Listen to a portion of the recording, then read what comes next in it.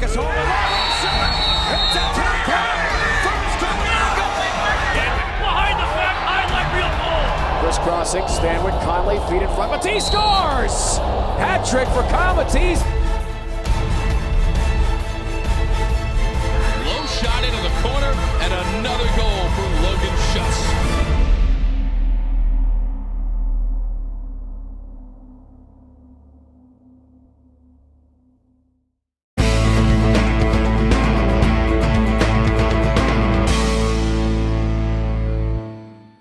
Hello and welcome to episode 3 of the Nuts and Bolts podcast presented by Socius. I'm your host, Noah Scharfman, and I'm joined today by two members of the Ohio Machine at the same time right now. We're talking to Dominique Alexander and Eric O'Brien. How's it going, guys? It's going well. Glad to be here and looking forward to getting this show started. Exactly. So you guys are both members of the Machine, both play a little offense, a little defense, and you're both Buckeyes. What made you guys decide to go to Ohio State? For me, it was I went to a big high school, and I wanted a big-time college experience, and going to Ohio State, allowed me to do that, and be in a big school, kind of get away from home and experience something different. So that's why I went to Ohio State. Yeah, for me, it was really an issue. I took my 5 official D1 visits and wanted to get out of the state of Ohio, and I originally verbaled to Hofstra, and then on my visit there was a drive-by shooting on campus, and that caused me to maybe stay away from Hofstra. Then chose Ohio State. It was a family-oriented atmosphere. Liked Coach Bresci a lot, and it was also the big school atmosphere. So even though it was maybe 20 minutes from home, it still felt like I was out of state. I don't think anyone's going to fault you for changing your school based on a drive-by shooting. I mean, I feel like Hofstra's not the safest area. Also, right around the block from me. It's not that bad. Library? It's not that bad. So, Nick, did you see that shooting, and that's why you wanted to get away from it? No, I did not see that shooting. It's not as bad. Maybe it was like paintball or something like that, and you were just a little scared or whatever. Okay. So it's not that bad. No, it was a very nice campus. Yeah, exactly. So, Long Island's not for me. Yeah. So, Obi, you've been in Columbus for essentially your entire life. Played at St. Charles. What was that like to be a Columbus guy, then going to OSU and then playing for the Machine? I just had a lot of back-end support. A lot of the people who I grew up playing with, and the parents, friends, everyone was there to support me, and it felt good. It felt like I could give a little more face to the name of Ohio State lacrosse and get people acquainted with the system a little bit more. And it's even more of a blessing after playing out in San Francisco to be back here in Columbus playing pro now for the Ohio Machine. At our home games, I know we have Obi's Army. Were they out in full force at OSU too?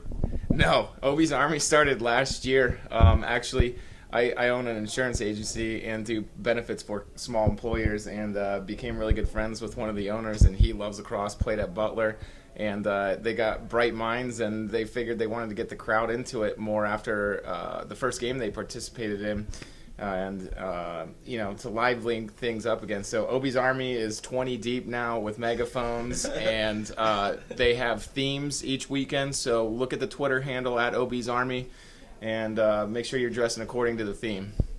So Neek's here shaking his head that you just threw in a little self-promotion here. Because Neek might be the biggest self-promoter on our team. I mean, are you jealous you don't have a fan club? No, because I do. It hasn't become Obi's Army yet, but I'm still working on getting my T-shirt jersey underway.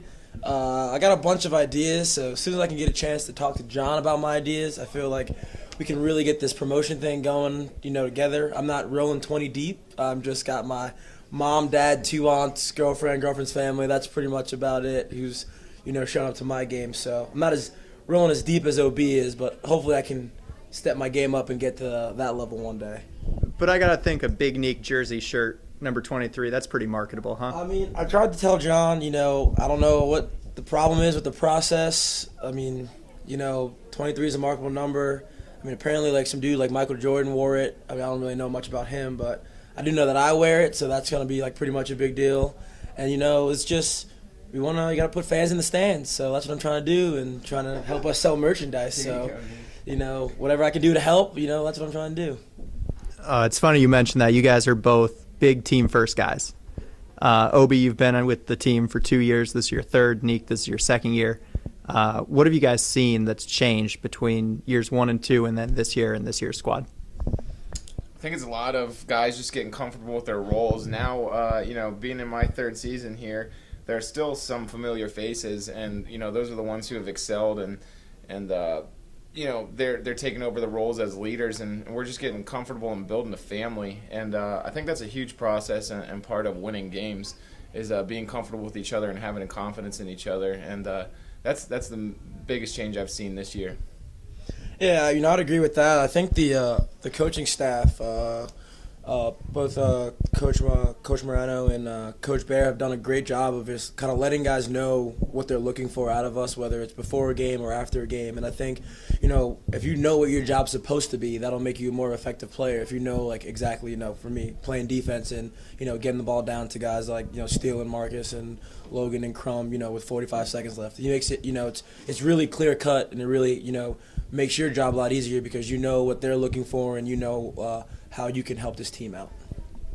Got a big game coming up this week against the Florida Launch. First time we're heading down to Florida as a team. What do you guys think we need to do to get back in the win column? Go ahead, okay.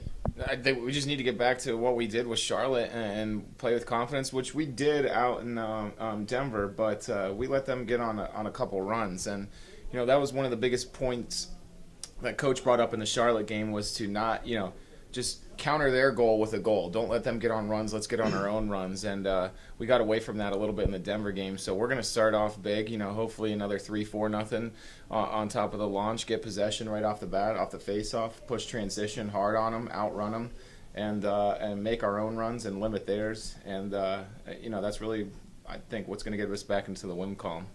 Yeah, I agree. I wasn't, able to participate in this past week's game, but watch it on TV. Like OB said, it is a game of runs, and kind of, against Charlotte, we were able to answer their runs with runs of our own that were bigger. Shutting them out in the first and fourth quarter, and Denver. We let Denver get on a couple of runs, and we didn't answer. And in a league like this, where the talent on every roster is, everybody's All-American somewhere or All-World somewhere, you got to really make sure that, you bring your A game. We're going down. Florida they were able to get their first win in their franchise history. So, playing in front of their home crowd, they're going to be pumped up. But, we've definitely got, from A through Z on our roster, the talent to compete with the best of them. And, we're looking to get after it this weekend.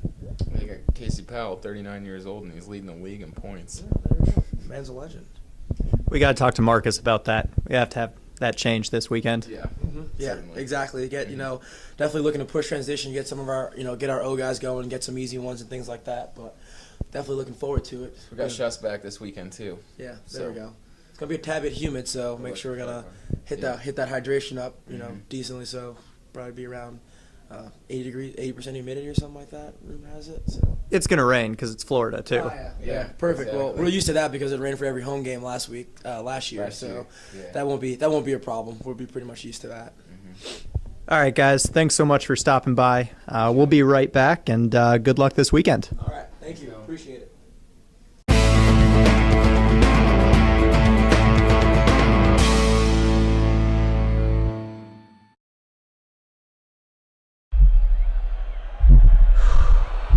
Time to oil up. We check athletes from head to toe before the season starts to make sure you don't hit the wall when it matters most.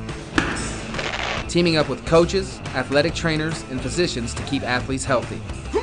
Helping you avoid injury and recover quickly to keep you in the game. OSU Sports Medicine. The official sports medicine provider of the Ohio Machine and athletes everywhere.